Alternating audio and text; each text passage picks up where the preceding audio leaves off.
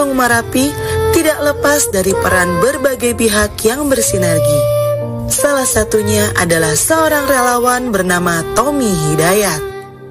Walaupun penuh risiko, tanpa rasa takut, Tommy dan kawan-kawannya menggendong para korban erupsi untuk dievakuasi.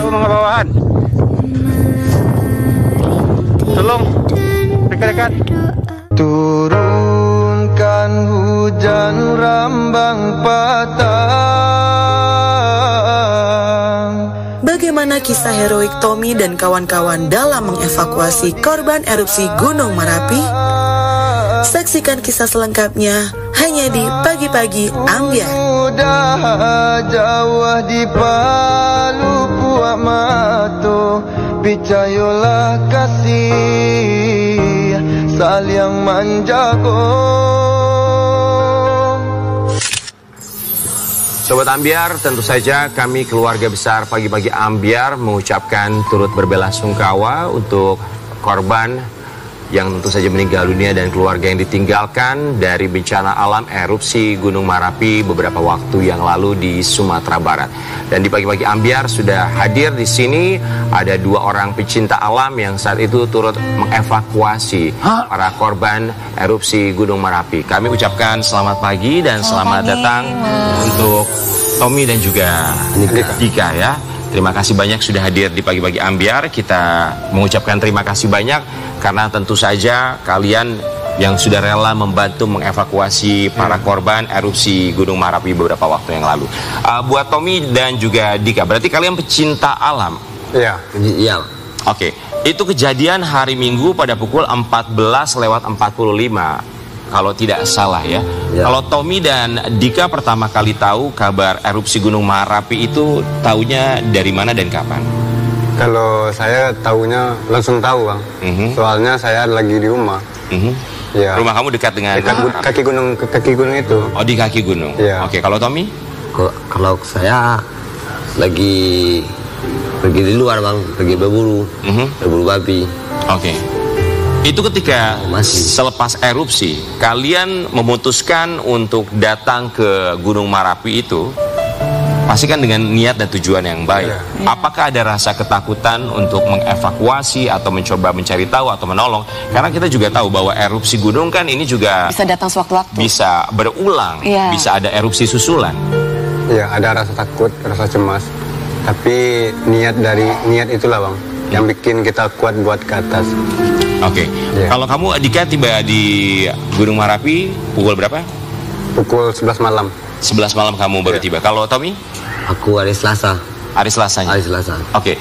Dan di sana kita tahu bahwa Basarnas juga sudah bergerak ke sana dan kalian juga turut mengevakuasi. Apakah sebelum kalian mengevakuasi, kalian meminta izin kepada pihak berwenang untuk turut serta naik ke atas mengevakuasi korban? Karena jelas tentu saja tidak semua orang bisa diizinkan untuk mengevakuasi korban. Iya, ada minta izin, diperbolehkan. Dikarenakan korban itu banyak. Jadi butuh bantuan masyarakat juga gitu ya. Oke. Yang kita tahu bahwa 23 orang meninggal dunia saat erupsi Gunung Merapi. Untuk kalian masing-masing, apakah kalian menemukan korban jiwa di saat evakuasi di Gunung Merapi kemarin? Tommy? Ya pas hari itu yang cuman cewek yang aku gendong itu aja, Bang.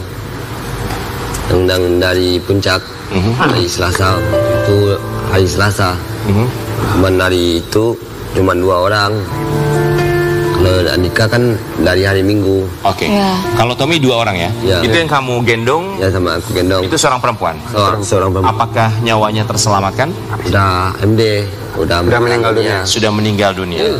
Oke. Satu lagi? Satu lagi ada korban yang satu lagi sama Andika juga. Oke. Yang udah aku gendong itu udah duluan. Aku duluan jalan, Andika susulin yang lain. Oke. Korban satu lagi. Dika bisa berhasil mengevakuasi berapa korban? 3. 3. Dalam keadaan? Yang 1 selamat, 2 sudah meninggal dunia. Rata-rata korban ini ditemukan di posisinya di mana? Karena kan di setiap gunung itu kan masing-masing ada posnya ya sebelum menuju summit atau puncak gunung. Rata-rata mereka ditemukan di pos keberapa? Setelah pos berapa? Setelah pos 3. Setelah pos 3. Apakah pos 3 merupakan pos terakhir sebelum puncak? Iya, pos terakhir.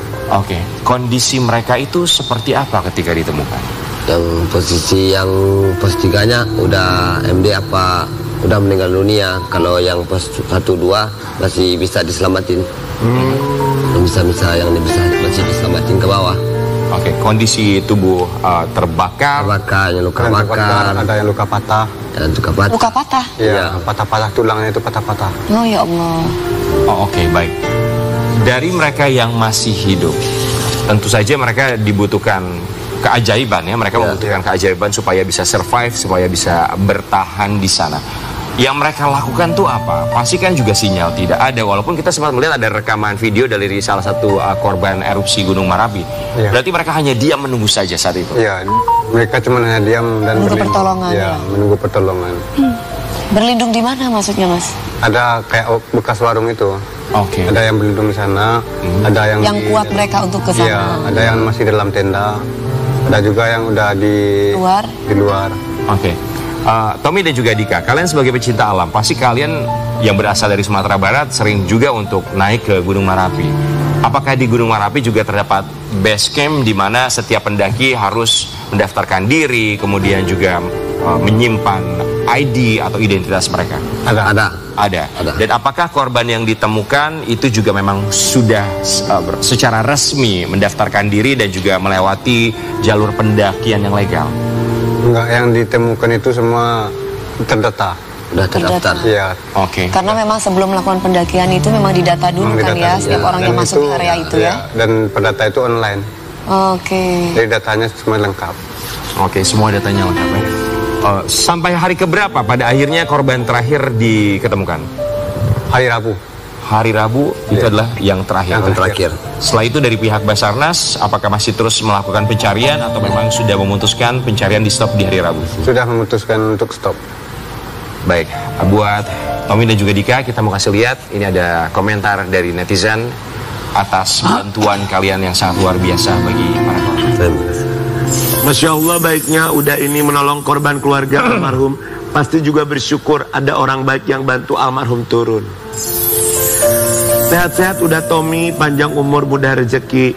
Sadia kami Maliek Gunung Merapi dan korban. Salut kami ke warga Batu Palano. Bang Tommy dan kawannya inilah yang harus dapat apresiasi dan penghargaan. Angkatlah sebagai Basarnas karena mereka yang tahu situasi dan kondisi. Terima kasih kepada Uda Tommy yang telah membantu saudari kami Liarni. Kami seluruh keluarga besar MPALH UNP mengucapkan terima kasih banyak untuk Uda Tommy. Tanggapan kalian gimana? Tommy dan itu juga apa? Keluarga apresiasi dari warganya. Terima kasih banyak apresiasinya. Terima kasih banyak. Terima kasih banyak, respeknya. Tapi kalian ada rasa trauma nggak sih? Maksudnya gini, ketika melihat korban sudah dalam keadaan tidak bernyawa, bahkan yang kami dengar juga ada korban yang secara fisik sudah tidak utuh lagi, dan kalian melihat itu semua, ada perasaan trauma untuk naik gunung dalam waktu dekat ini ya sih? Ada. Saya sendiri rasanya nggak mau lagi lah nanjak gunung itu. Ada yang merasa takut karena melihat korban-korban yang seperti itu. Ada yang fisiknya kurang kan, ada yang kebakar patah-patah. Jadi merasa takut. Tapi kita berharap buat Sobat Ambiar, apalagi para pecinta gunung, selalu tentu saja diberikan keselamatan dalam setiap pendakian. Dan yang terpenting tentu saja untuk mengetahui terlebih dahulu bagaimana kondisi dari gunung yang akan didaki. Karena kita juga tahu di Indonesia tentu saja memiliki begitu banyak sekali gunung berapi dan statusnya memang selalu berubah-ubah, jadi bisa dicari tahu terlebih dahulu.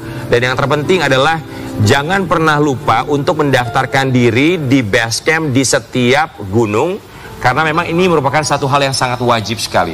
Apapun yang terjadi, pada akhirnya bisa dicari tahu siapa pendaki yang naik ke gunung tersebut, dan wajib mengikuti jalur pendakian secara legal.